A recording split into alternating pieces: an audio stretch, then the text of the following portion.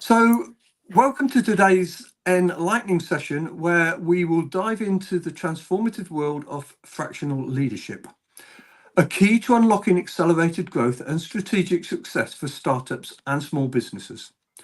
Let's welcome Peter Nicol, a specialist in fractional leadership with an enviable track record in the realm of startup and scale-up growth and spearheading early-stage SaaS organizations to remarkable growth milestones. Peter's expertise spans across learning, customer experience, and contact center sectors. So, welcome, Peter. Would you like to give us a brief introduction to yourself? Yeah, I'd love to, James, and hi there. So it's great to be here. I've spent the last 30 years in sales leadership roles. And this has also included marketing and customer success and RevOps. And I've been involved with 3 startups. The last one we took from 0 to 10 million over 5 years. It was one of the fastest growing tech companies in the UK. And I've now moved and focused now on fractional leadership. Okay. So tell us a little bit about fractional leadership. What is it? Yeah, good question. So fractional in this context is part-time or project-based. And a fractional leader is an experienced, proven, usually C-suite leader who's hired to optimize sales resources and maximize revenue results. Okay. So we've heard a lot about fractional recently. Seems to be a big thing at the moment. Yeah, so it's interesting because 18 months ago, I'd never heard of fractional. And I think it's an American term. And I think what we used to talk about was consulting or part-time. And I think that what's happened now is that we've taken this term and it's much more prevalent. And I think it's a term now that people are getting used to. Mm-hmm. Okay. Why would I use fractional? What does it do? What's it all about? Yeah, so I think that there are 4 main benefits of fractional. And by the way, I should say as well that you could ask as well, what's the difference between interim and fractional? And I'll just very briefly explain that. So interim is when you bring in someone, usually on a full-time basis, to do a particular role over a period of time. Whereas, as I said, fractional is part-time or much more of a project-based. So going back to, well, why would I use fractional? I think there's 4 main reasons. I think, first of all, it's experience today. The second one is lower risk. The third one is reduced cost. And also, I think I'll round it off with the 4th one, which is the time to market or the speed of onboarding. They are the 4 key areas that I think fractional brings to a business. Mm-hmm. Okay. So do you want to delve into those a little deeper? Yeah, sure. So let's talk about number 1. So the experience today, startup expertise. So very few leaders have actually been involved in this scaling of a startup before. And whilst they may have been involved in a startup, this is what they're looking for is experience and knowledge today, someone who they can bring in, someone who has done the journey before. And the startup journey or the small medium enterprise journey, that's a pretty specific journey to do. So you're bringing in someone on day one, and that person has a clear, unbiased view. So sometimes in an organization, you're very much focused on, okay, this is the way we do it, or how, and this is the best way of doing it. And sometimes it's easier to see it from the outside. So someone once said to me, it's easier to read the label from outside of the jar. So you come in and you think, what about this or what about that? So I think the experience is absolutely vital. Low risk, I think it's key because you're not hiring someone who is learning as they go along. You are hiring someone who gets it from day one and is able to then move and make a difference in day one. And you've also got the flexibility as well. Because if that doesn't work, imagine that you've hired a full-time person. Contractually, you've got challenge. Flexibility, you've got a challenge. Here, you bring in someone, and it's absolutely the right thing to do. And you can, if it doesn't work, you can move away. So I think that's the second point I'd raise. I think the third point in terms of reduced costs, hiring a full-time person, that's expensive. You've got recruitment. You've also got the onboarding. You've also got this thing that everyone seems to use still, which is this 30, 60, 90 plan, which means that you've got this long drawn out period of time to be able to then ease in and move forward. A fractional leader doesn't do that. A fractional leader will come in, focus on the project, focus on the issue, and start to make a difference on day one. And then I think lastly, the time to market and the speed, I think onboarding, like I said, you can bring in someone, they can start to move forward on day one. They've done it before, they have the experience. And I think it's important to emphasize as well that bringing in someone on day one doesn't mean that it's bad news or it's a bad thing to have a full-time person, but at the particular moment in your company's cycle, it's absolutely invaluable. So they're the four areas. Yeah. So you mentioned there about in reduced costs, low, not non-existent, but low recruitment. How do you get recruited? Now, that's a good question, because if I had a secret sauce, then God, I'd make an absolute. I'd be busy 7.5 days a week. Everything that I have done to date, all the gigs that I've been involved with have either been from my network or introduced to me by someone that I know. And that's great. That's fantastic. But I think there's always other ways of being able to be much more smart about this and spread. And that's actually something I'm learning as well. I mean, what do you think? Well, yeah, I think when it comes to selling yourself, it's exactly the same process as selling anything else. You have to market, you have to do the marketing, you have to get people aware of yourself, you have to get them aware of what you do, but particularly you have to get them aware of the value that you have to offer, the problems that you can solve, how those how those are going to benefit the organization, what is the impact you're going to have. And you sort of put it fairly succinctly in what you've just been talking about with the idea that you come in to solve a particular problem, to run a particular project, and that project is start up this business and get it on an even keel where it's got the revenues coming in that it can now start investing in the more permanent side of running that organization. Yeah, absolutely. Yeah, completely agree. I can learn a lot from that, by the way. Yeah, we all can. Absolutely.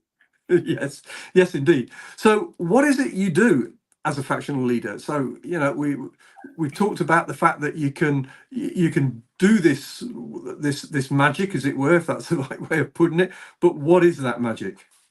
Yes, it's a good question. So I come in to an organization and it's varied, which actually is a real big benefit, because that's the reason I love it. But go to market, defining, creating a plan, ICP, ideal customer profile, pipeline measurement, assessment of the team or hiring of the team or helping to hire a team. I've created a playbook. I've introduced a new methodology, created and defined or polished propositions. So it's really helping an organization in the cycle that they're in to say, okay, I'll give you another example. If you say to a CEO or a founder, is your pipeline adequate? Or are you as happy? Are you completely happy with your revenues? Or do you think that there are other areas that you could improve upon? I mean, the answer is always, we could do better. I'm slightly worried about this. Well, that's why a fractional person is so good, because you can bring them in, you can hone them in on a particular area, and they have the experience and the expertise to be able to add value on day one over a limited period of time. Okay. What, we talked about value before. So what is specific value that you bring within all of that? Well, I think my answer to that would be it's exactly the same as I said, in terms of bringing it in on day one. So it's focusing on a challenge or an issue and being able to execute on that. Now, there is a difference, because if it can be advisory, but often it's much more than advisory. It's being able to build something, create something, and then help to execute on that as well. So, and I think that's the value. It's not creating, for example, a strategy or creating a plan and then great, that's it, I'm done. This is actually helping to move that plan forward and show that that plan is actually working and it's successful. You mentioned that you created a methodology for sales. Tell me a bit about that. Well, on that particular organisation, I actually did several other things on that organisation as well. And one of them was the assessment of the sales team and being able to identify areas that needed to be improved upon. The other area, the specific area, was proposition.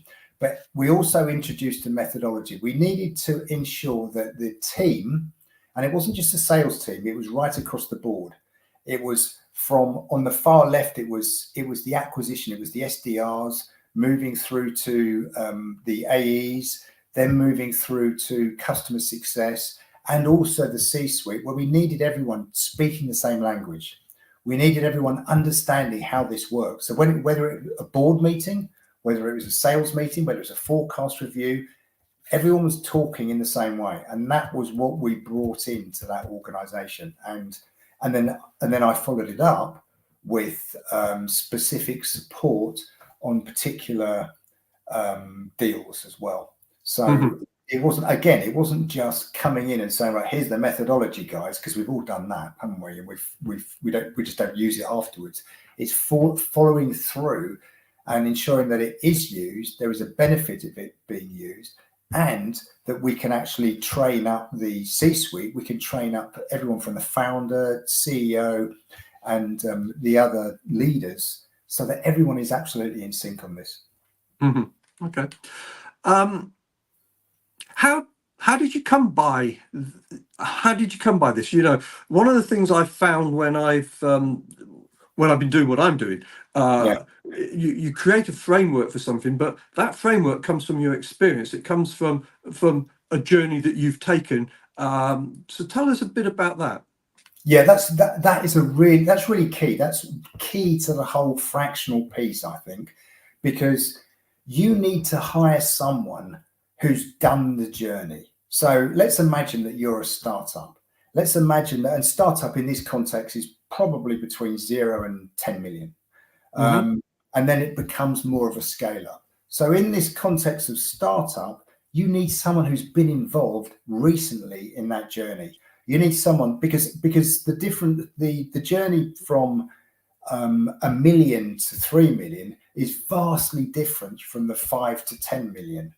Different culture, different group of people, much more people involved, people much more involved in particular roles. Whereas early days, it's sleeves rolled up and people are kind of involved in it in different ways. So you need someone who's been involved. So my USP, if you like, USP is that I've done the 0 to 10 journey.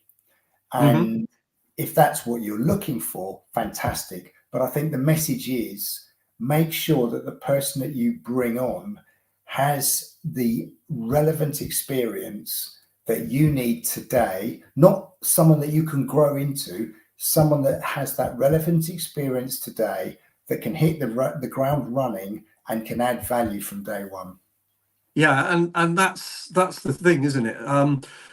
I If we go back to de-risking this, when you're talking about risk, the risk element, the problem you've got if you bring somebody in with a view that this is going to be the person that's going to be taking your sales and marketing forward permanently, Yeah. do they have that experience? They've got to learn. They've actually got to get the knocks. They've got to fail effectively before they can succeed, because that's how you learn. Well, I was reading recently that the average tenure for a sales leader, and I'm talking CRO or VP of sales, is now, depending on where you read it, 15 or 16 months. Mm. In COVID, it was 18 months. It's Mm-hmm. reduced time. Now, imagine the cost to a company where you're hiring someone at a significant cost and you're onboarding them. It's going to take you 6 months before you think, I'm not quite sure that this is actually working. It's probably going to take you another 6 months to be able to either make a decision on that or to be able to then remove that person. Bad hiring, and it doesn't have to be the company, it can be that the person says this company's not for me. Either way, if it doesn't work, it's going to set you back months and months and months. If you're lucky, 6 months, probably a year. Now, when in startup land, that's a pretty horrible situation. So therefore, this brings the benefit of being able to hire today the right person and be able to hit the ground running fast. Yeah, I mean the thing with any business, but startups in particular, is what moves the needle. What is it that you have to apply right away that's going to make it happen? And cash is king. If you're not getting the cash in, you're dead. Yeah, I think in the early stages, a lot of it's about growth, and then it moves to, okay, we need to have a strategy where we're either going to break even or we've got this plan, this scale up plan. Yeah. And I think it's and you're quite right. What is going to move that needle? And most of the organizations that I talk with in the early stage, if you speak to 5 different people, you're going to get at least 5 different propositions. And so therefore you need to start to identify that. Often companies are saying, okay, so we've won this deal and we've won this deal, and actually we just want to win deals. And so we're here and here and here. And it's really, really important to actually have a needle focus, decide where your ideal customer profile is, decide on the persona of that customer, and say, right, okay, that is the bit that we focus on. Ignore everything else, just focus on that. So therefore, that's one of the things that is good for someone new to come in and say, this is what you need to be doing, because people get used to, there's an ongoing pressure from the sales leaders to say, we need to hit the numbers. And therefore, if it's smaller business or it's SMEs, they're easier to do business with, they're quicker, which actually is untrue. Or we can't go to the enterprise end because it's going to take too long. We just haven't got long, and the board are going to get frustrated. We've all been there. You need to very, very early on decide where you go for and be the best at going for that. And that's, I think, where a fractional leader can help. Okay. So outcomes. How does, I mean, we actually are talking through the process to some extent, but where does it lead? What's the outcome for the organization?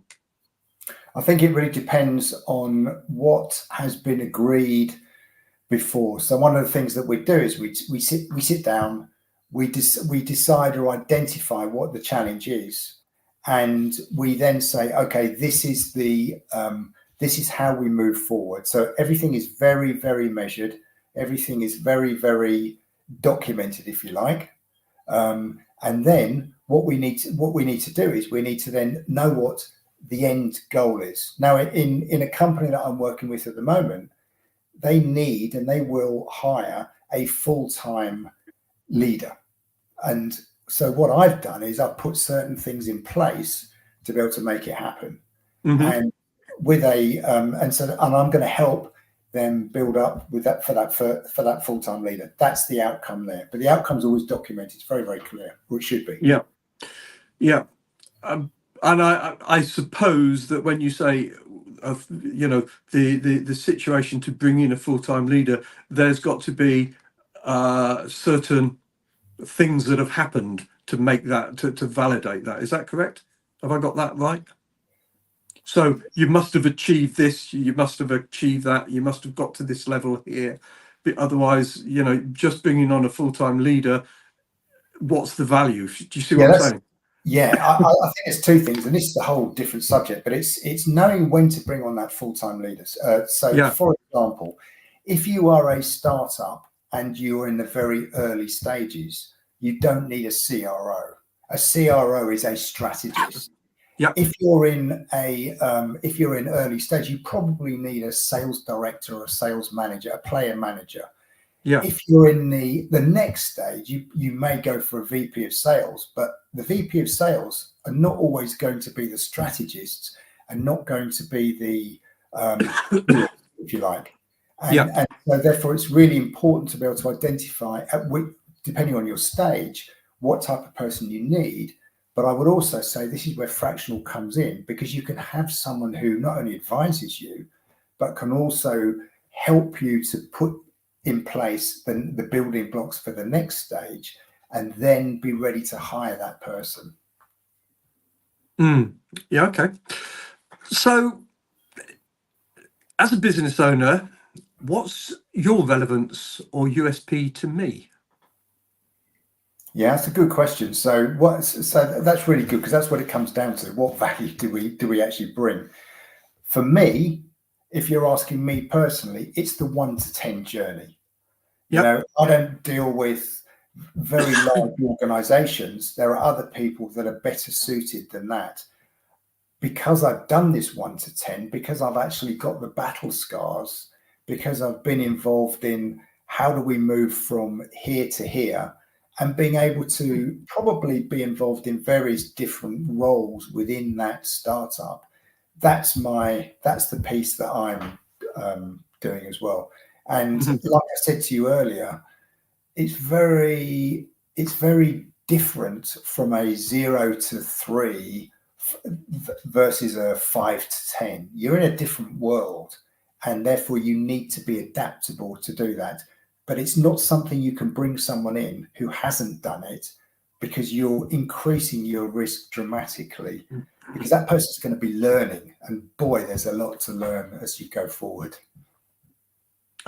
Yes. Yeah, no, I can attest to that. It's even a small business like mine, it's the same process. There's a lot of learning goes on. Really? An awful lot of learning. Absolutely.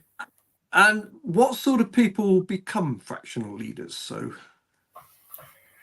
well, yeah. So I personally think there's two types of people. I think there's people who are full-time fractional leaders.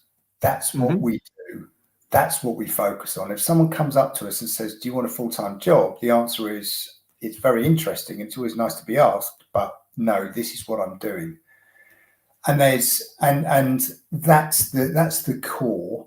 But there's also a group of people who are in between their roles. So they might be saying, "Okay, I've left this role.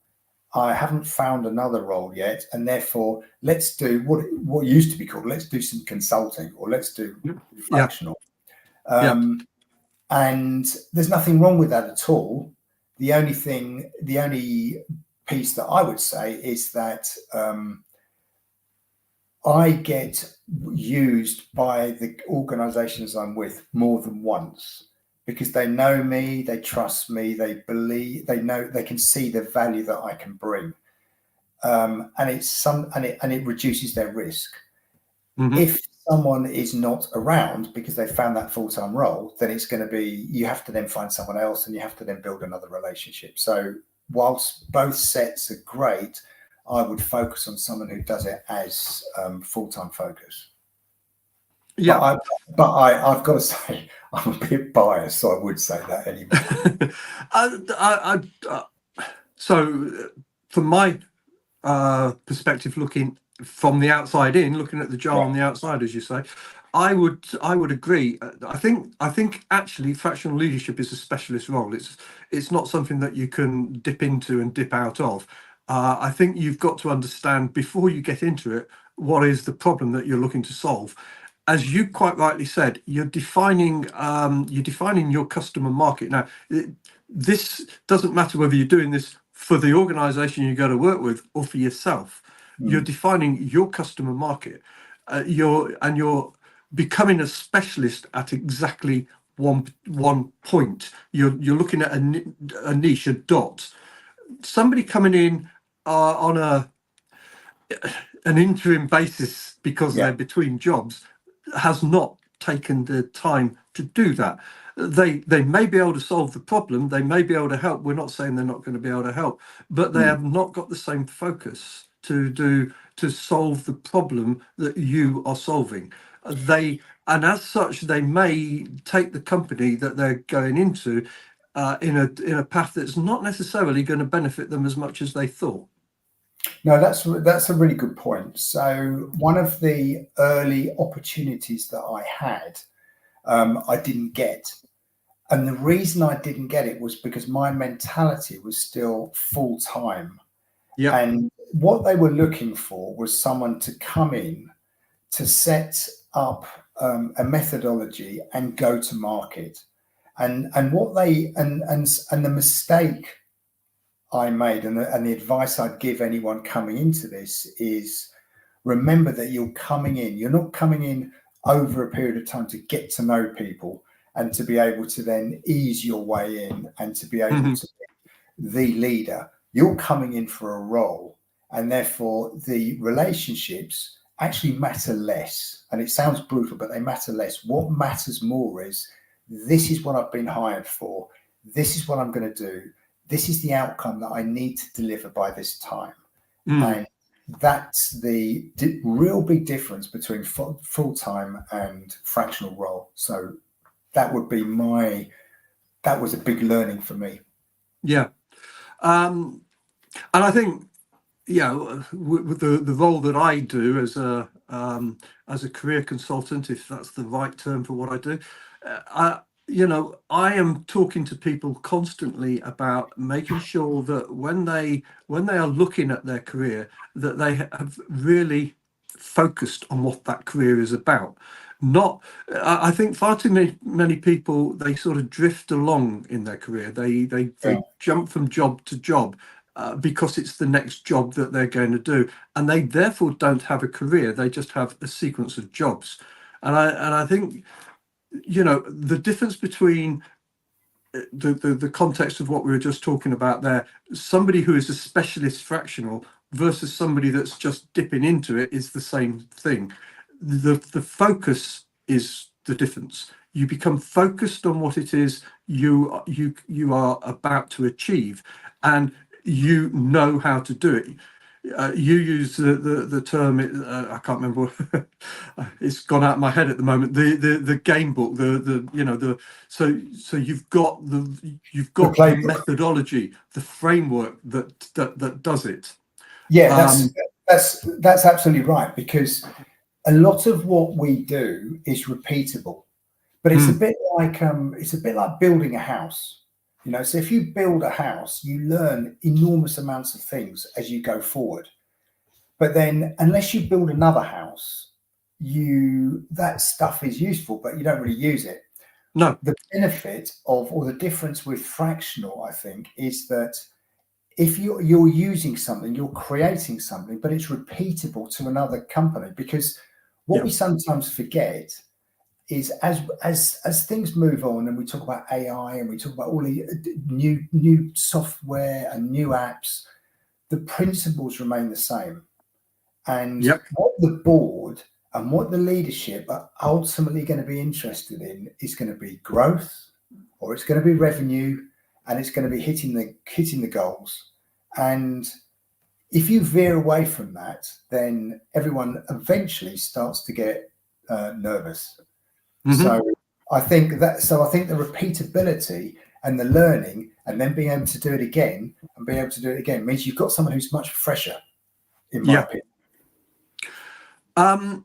So why become a fractional leader? What's in it, if you like, for you? I think you've got to love the whole sales piece.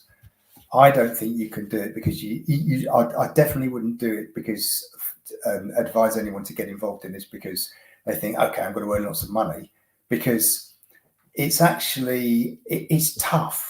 And it's tough because on the one hand you're delivering and you're getting paid for that, but on the other hand you've got to build up your pipeline constantly. And you know this as well, James. As soon as you don't build up your pipeline because you're too involved in what you're actively doing today, which is being paid, and it's great, then you have dearths of spare time, which you want to avoid. So you've got to love sales, you've got to love the whole business piece, you've got to be curious, naturally curious, because you're going to be meeting with and involved in different technologies. You've got to be passionate, you've got to be excited about helping a business, and you've got to feel something about saying I took them from where they were today or where they were then to where they wanted to go to, and it's a really good feeling. And I think once you lose that, and I haven't lost it, and I don't, so therefore I can only surmise, but I guess once you lose that and it becomes a job and you do it and then you're off and you do something else, I don't know, something, I think you lose an edge. So you've got to absolutely, you've got to love it, you've got to enjoy it. It's interesting because it does fit in quite nicely with what I do. When I speak to people about their careers, a lot of people they haven't really thought it through. They haven't got to a point where they know what they're doing and why they're doing it. And I think the difference between you, for example, in the conversation that we've just had, and other people that I've spoken to, is that you really have focused down on exactly what you want to do. You may, I mean, I don't know your journey to getting into fractional, but you've actually found a path for yourself that is perfect for you, and you're walking on that path, and you've taken very clear steps. You know where you want to get to, and I think that's key when somebody wants to move their career forward. They've got to know why they want to do that. Yeah, absolutely. You're absolutely right, James. And I think that that's the synergy between the people that you speak to and the people that I speak to. I think that it wasn't. The startup piece was fairly straightforward for me because I've been in SaaS software startups, and therefore it made sense. But actually, once you start to look at it as well, you realize it's not just startups and it's not just SaaS. There's a whole world out there, and SaaS is only a very small part of it. It's the small medium enterprise where you could have an organization that's been going for 10 years or more, and it hasn't been able to afford or bring in a sales director or a sales leader. They just haven't had the opportunity to be able to do that.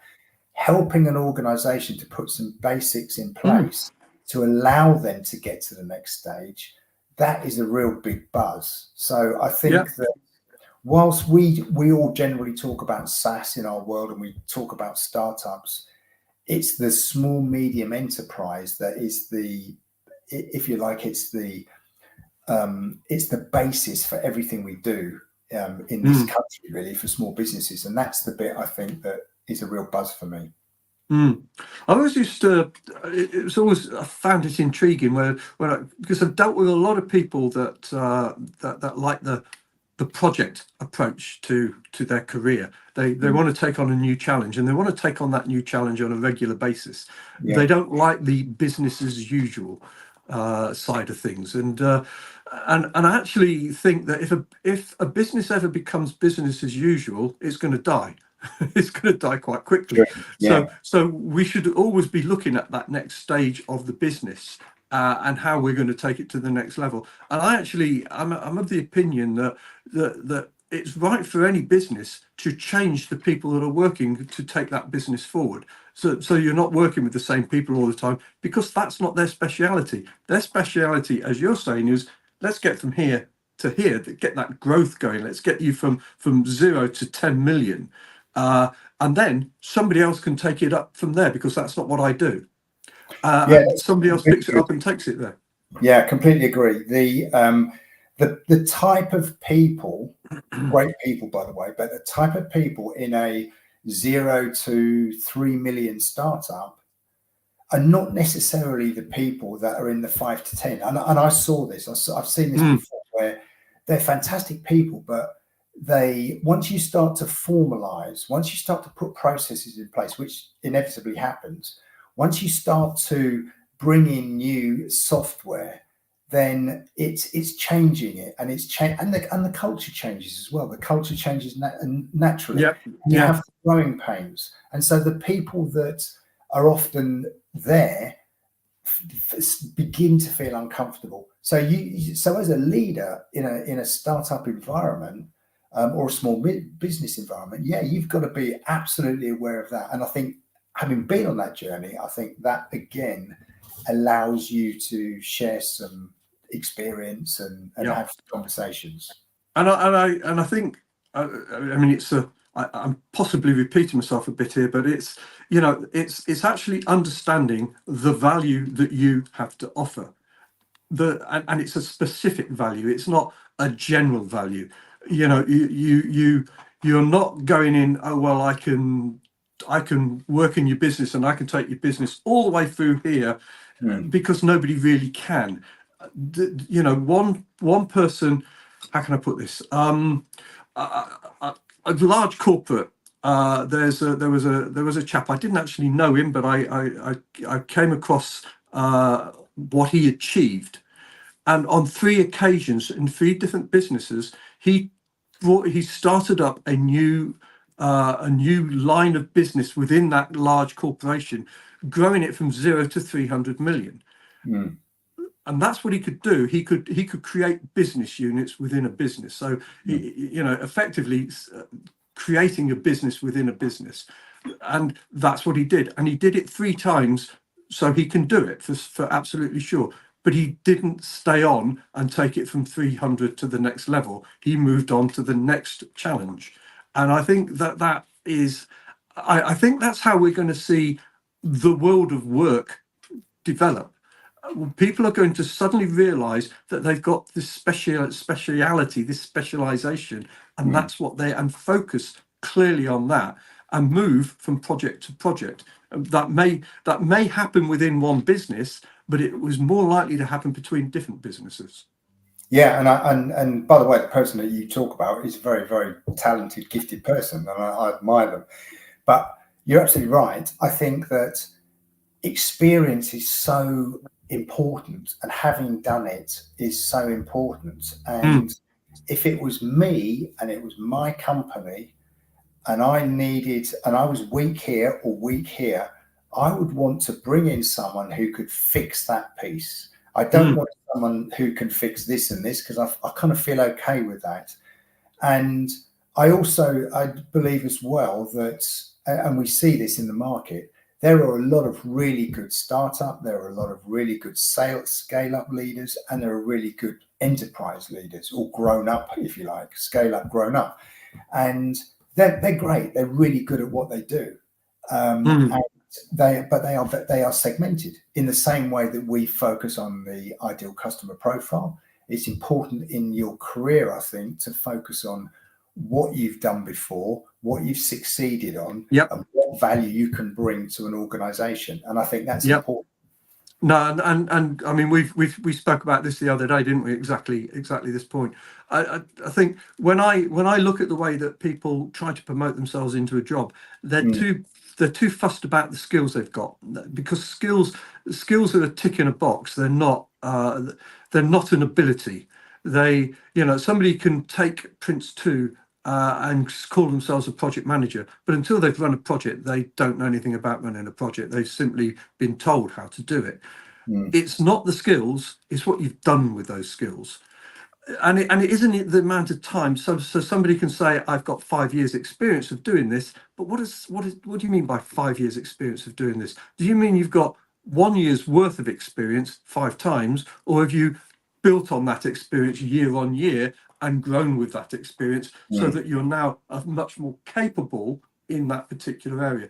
You know, the way that we look at all of this, I think, is really quite important, and the way that we promote ourselves is vital. Going in with a bland CV that goes, I've got this skill, I've got that skill, I've got the other skill, and I functionally do this. No, what have you achieved? What's the difference? Where have you moved the needle? Where's the value that you brought into the organization? And I think that's so key, and the way that we have to present ourselves. I completely agree. I think you've got to be really key. You've got to be very clear in your mind as to what you're able to do, and they're the bits that you major on. They're your strengths, and they're the bits that another organization or person will be interested in. And you must come across this where there's an opportunity and there's an inclination to be able to fit yourself into that opportunity. And actually that it's not necessarily the right way of doing it. The right way of doing it is to be able to identify what you're good at and then focus on the opportunity that wants that type of person, not trying to fit a square Peg into a round hole, yeah, precisely. And that's what happens, I think. That's what happens. So I think it's probably come to the time where it's time to sort of wrap up and end this. Do you want to just give a brief summary?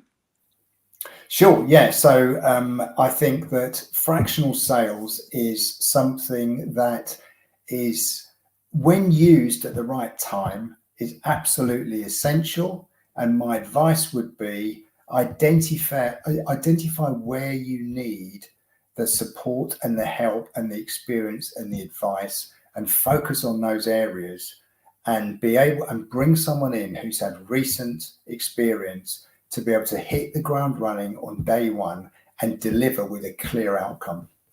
Yeah. Okay. So thank you, Peter. I'm going to end the video at that point. Thanks very much.